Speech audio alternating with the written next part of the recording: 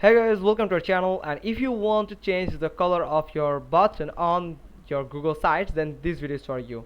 Here you can see in my Google Sites I have a button right here. So if I want to change it, so I can just tap on it, and when I select it, there you can see there's only three options like field, outline. If you tap on outline, then it will just get the background color on the background of your page, and all that you can only set a text from here.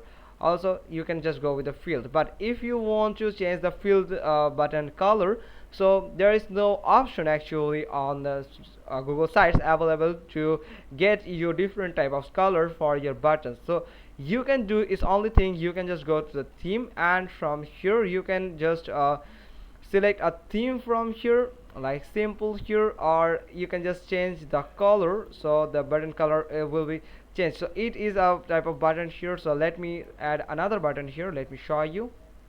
For example, this one. So if I just change the color, you can see it has just changed the color of that button here. So that's how you can just change the color.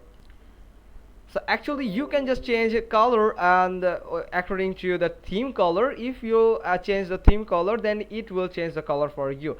So that's the only way to change the color for your website button here.